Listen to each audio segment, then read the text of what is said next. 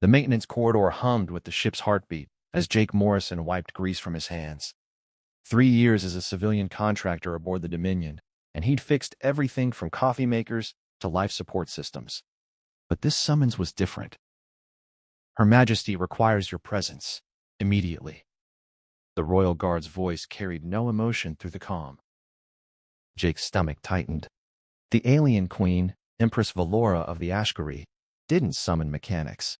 She had an entire engineering corps for that. Yet here he was, ascending the crystalline tower toward the royal quarters, each step heavier than the last. The doors parted with a whisper, revealing a chamber that defied human architecture.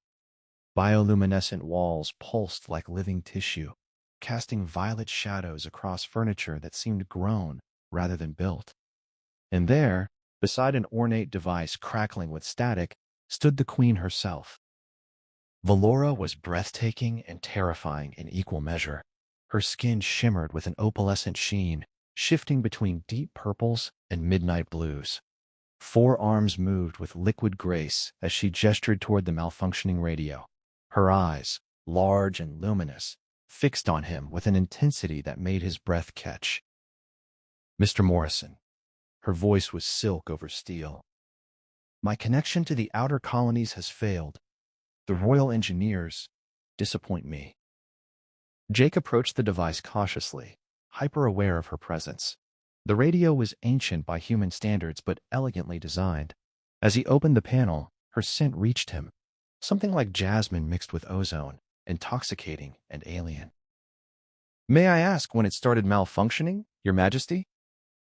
3 days ago. Since then, silence. She moved closer, and he could feel the heat radiating from her body. "I trust you can restore it?" His hands worked automatically, tracing circuits and pathways. The problem was obvious. A crystalline relay had cracked, disrupting the quantum entanglement. Simple fix, but the components were integrated in ways that required delicate handling. "I'll need about 20 minutes, he said, pulling tools from his kit. "Take your time." Valora settled onto a throne-like chair, but her gaze never left him. "Tell me, Jake Morrison, may I call you Jake? Why does a human with your skills work in maintenance?" The question caught him off guard. "Pays well. Keeps me traveling." Running from something? He paused, meeting those alien eyes. Maybe. Or running towards something I haven't found yet. A smile curved her lips, or what passed for lips in her species. Honest? I appreciate that. The minutes stretched as he worked, hyper-conscious of her attention. When he finally closed the panel and activated the device, it hummed to life. Crystal-clear voices crackling through from distant worlds. Valora stood, testing the controls. "Excellent. You've exceeded expectations." She moved to the door, her hand hovering over the control panel. "Now, there's something else we must discuss." The door sealed with a definitive click. Jake's pulse quickened. "Your Majesty?" The chamber felt suddenly smaller. Valora turned from the sealed door, her four arms folding in a gesture Jake had learned meant contemplation or calculation. "The radio," she said softly, "was broken. That much was true." She glided toward him with predatory grace. But not accidentally. Jake's hand instinctively moved toward his toolkit, though what he'd do with a sonic screwdriver against an alien empress, he had no idea. "I don't understand." "I needed you here, alone, away from prying eyes and listening devices." Valora circled him slowly, close enough that her lower arms occasionally brushed his shoulders. "You're wondering if you're in danger. The answer is complicated." "That's not reassuring, Your Majesty." "Call me Valora, at least in private." She stopped directly before him, tilting her head in that distinctly alien way that somehow felt familiar. "Tell me, Jake, in 3 years aboard my ship, have you noticed anything unusual? Patterns in the guard rotations?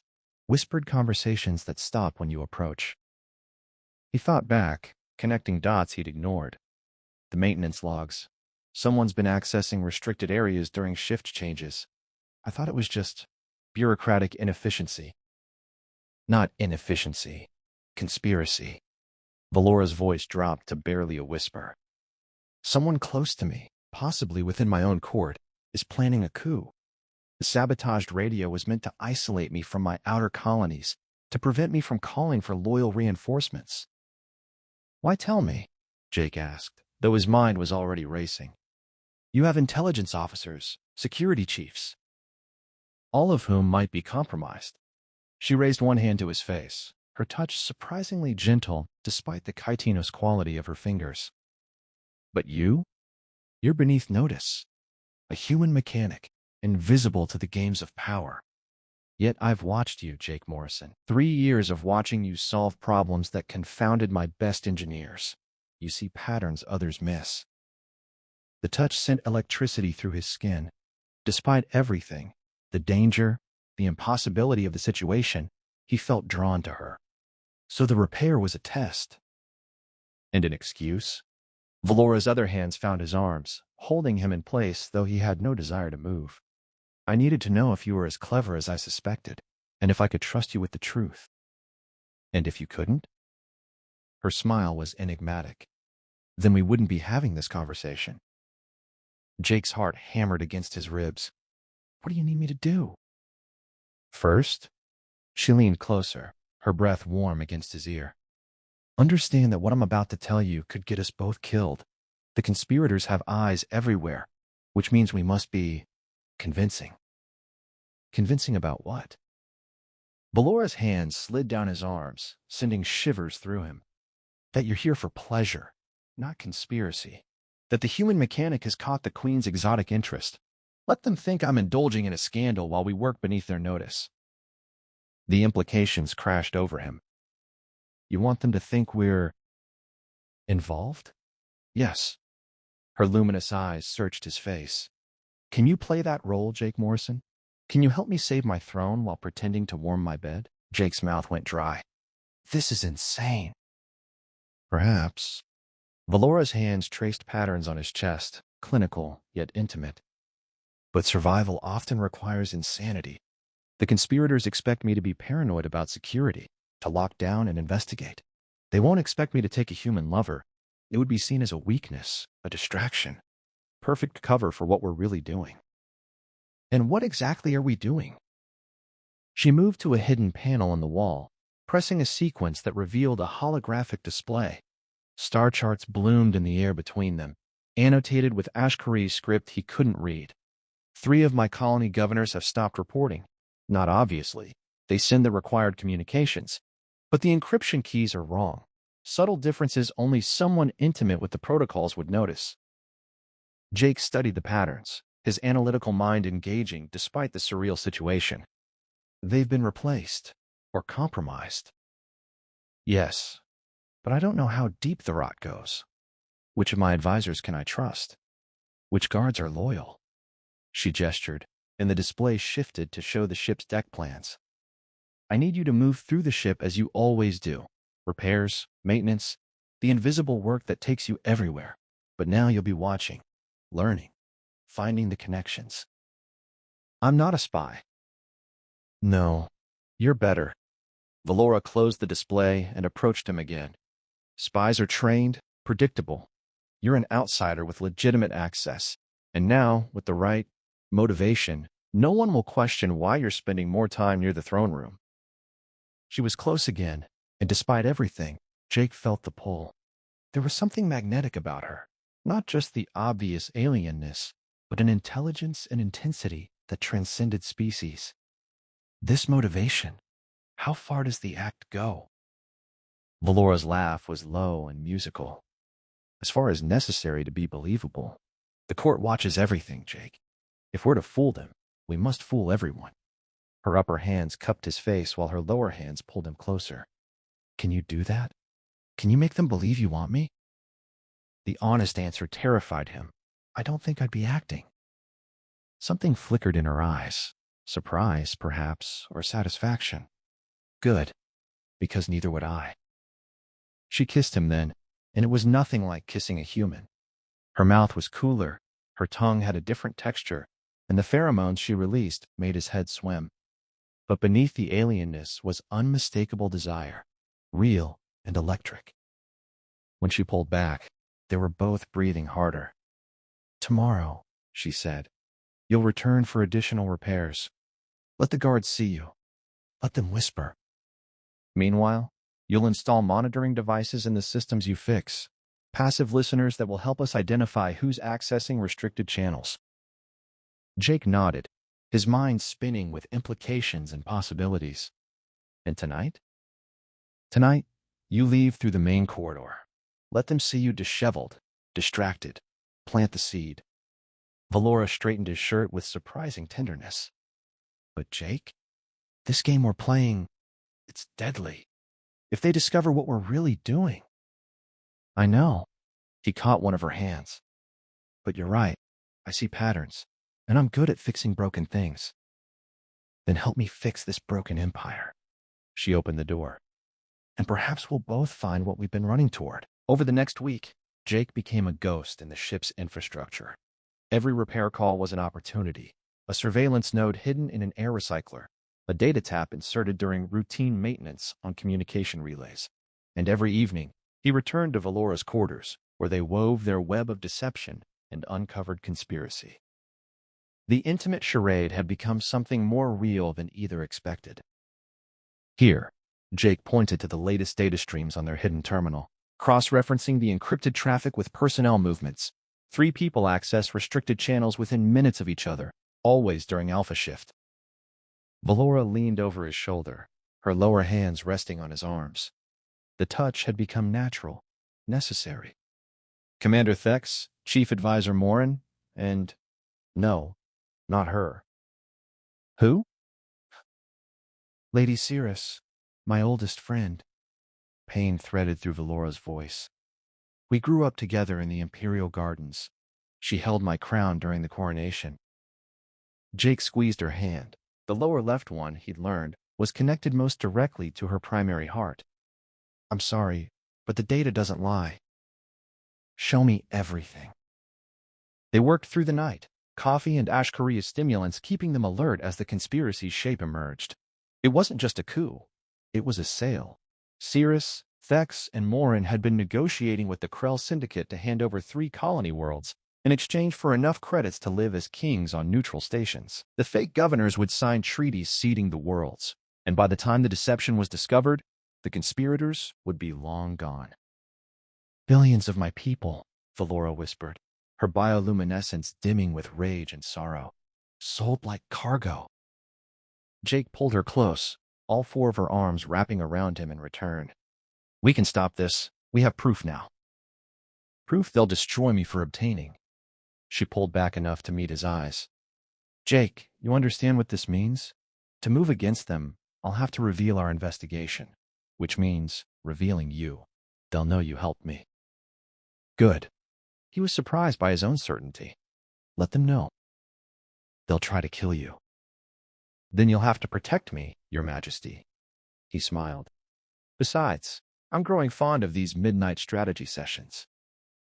"Is that all you're fond of?"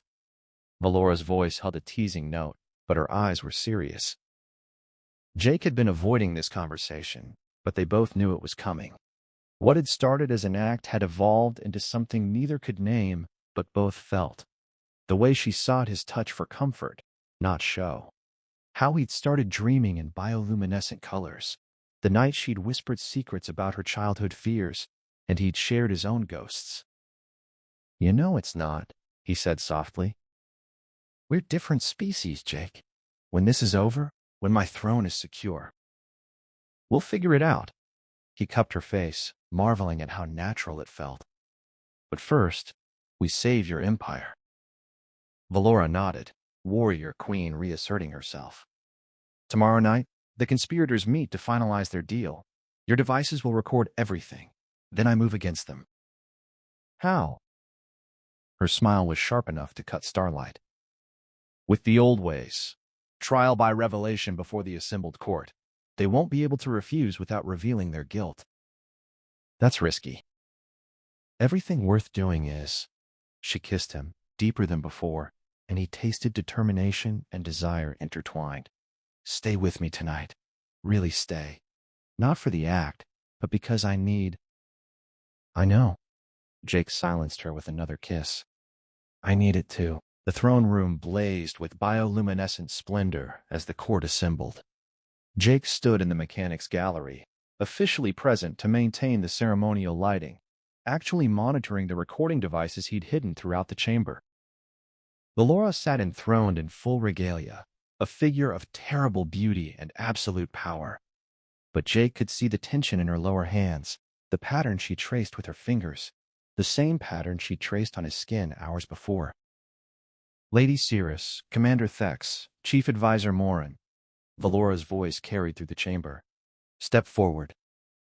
The three approached, confidence in every movement. They thought this was routine protocol. Jake's recording confirmed their meeting the previous night, every damning word preserved.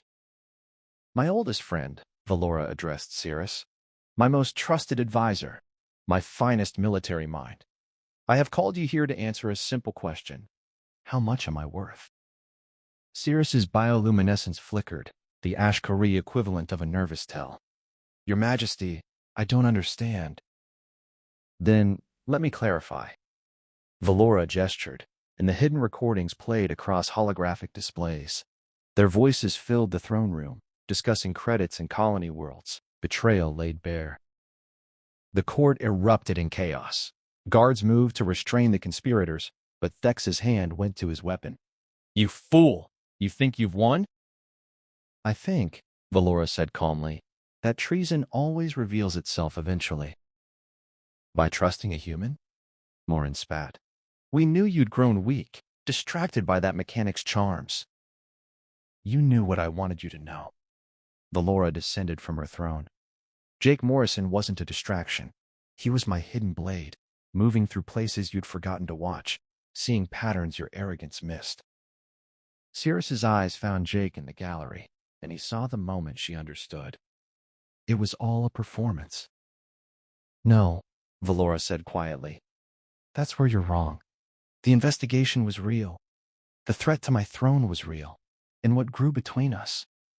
She looked up at Jake. That was real too.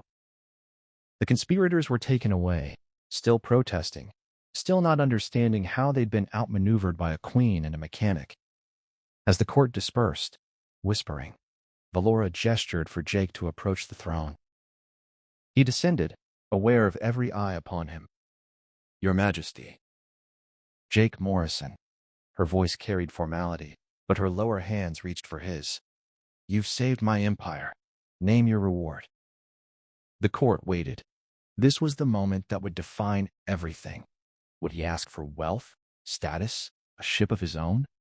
Would the scandal be exposed as strategy, or would it transform into something else? Jake looked at the alien queen who'd trusted him with everything, who'd shown him vulnerability beneath the crown, who'd made him believe in something beyond survival. I already have what I want. Permission to stay by your side, if you'll have me. The court's whispers intensified, but Valora's bioluminescence blazed with joy. Granted, though I warn you, the role of royal consort involves far more than fixing radios. I'm a fast learner, he grinned. Besides, I've been told I'm good at seeing patterns. She pulled him close, all pretense abandoned before her court. Then see this one, a queen who never expected to trust again, and a mechanic who fixed more than machines. Their kiss silenced the whispers, transformed scandal into legend. And as the throne room doors finally opened, releasing them to whatever future they'd build together, Jake realized he'd found what he'd been running toward all along. Not a place, but a person. Someone worth staying for. Someone worth every risk. Come, Valora said, leading him from the throne room toward her private quarters. We have an empire to rebuild, and I find I work best with you beside me. All four hands? Her laugh echoed through the crystalline corridors. All four hands. All three hearts. Everything I am. The doors closed behind them, and whatever came next, political intrigue, cultural bridges to build, a love that defied species, they would face it together. The alien queen and her human mechanic, partners in every sense of the word. The radio had been fixed, but it was their broken solitudes that had truly been repaired. two lonely souls finding connection across the vast dark between stars.